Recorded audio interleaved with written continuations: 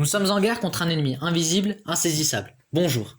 Apparu début décembre dans un marché de poissons dans la ville de Wuhan en Chine, en quelques semaines le Covid-19 s'est propagé à travers le globe. En Italie, en Iran, en Corée du Sud, en Espagne, en France, en Allemagne, aux États-Unis et dans bien d'autres pays, la propagation du virus s'accélère. Entre le 8 décembre et le 7 mars, 100 000 cas de coronavirus ont été recensés dans le monde. 10 jours plus tard, ce chiffre atteint les 200 000. Une croissance exponentielle bien plus grande que ce que vous l'imaginez. En fait, pour connaître le nombre de malades, il y a deux façons de compter. D'un côté, les cas officiels, testés et donc confirmés, et de l'autre, les cas réels, des personnes contaminées et contagieuses, mais qui parfois ne présentent pas le moindre symptôme.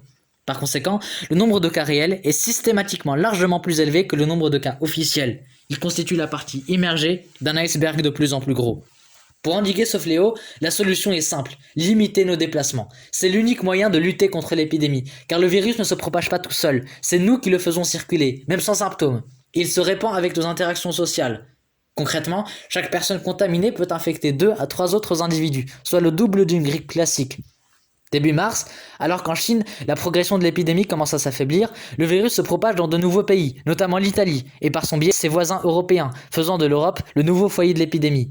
Dès lors, la fermeture des frontières s'impose, entre les États-Unis et l'Europe, entre l'espace Schengen et le reste du monde, entre les pays européens eux-mêmes, où les mesures sanitaires sont de plus en plus drastiques. En France, le président de la République a décidé la fermeture des établissements scolaires et de tous les lieux publics non élémentaires, et depuis quelques jours, un confinement général de la population.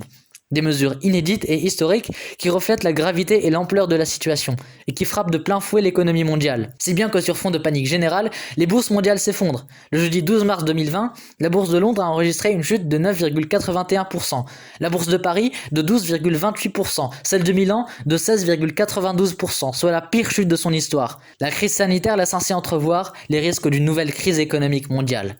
Revenons aux chiffres. Selon une étude chinoise, 20% des cas sont des cas graves et nécessitent une hospitalisation. 5% sont des cas critiques nécessitant une place en unité de soins intensifs. Et environ 2,5% des cas nécessitent une aide très intensive. Aujourd'hui, la France dispose de 7364 lits en unité de soins intensifs et de 5000 lits de réanimation. La Tunisie d'à peine 240. Et nous ne parlons même pas du personnel de santé chargé d'administrer ces soins. Entre le 21 janvier et le 20 mars, la France a détecté 12 632 cas de coronavirus sur son territoire, ce qui veut donc dire que le nombre de cas réels est systématiquement considérablement plus élevé. À 50 000 cas confirmés, nos hôpitaux seront saturés par ces 20% de cas graves. Concrètement, cela veut dire plus de lits disponibles, plus de places pour les malades et un dilemme terrible pour le personnel hospitalier, devoir trier les patients et donc choisir qui soigner et qui laisser mourir. Dernier élément, le taux de mortalité d'une grippe normale est de 0,1%. Celui du coronavirus varie entre 1 et 3%. De 0,2% chez les moins de 40 ans, il grimpe à 15% chez les plus de 80 ans. Mais la situation risque d'évoluer.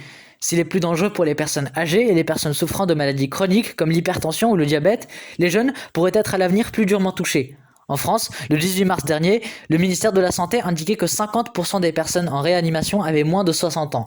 Telles sont les prémices d'une nouvelle vague de malades annoncée qui toucherait plus particulièrement les jeunes. La situation est grave, urgente. Aujourd'hui, il n'est même plus question d'empêcher la surcharge des hôpitaux, c'est sûrement déjà trop tard.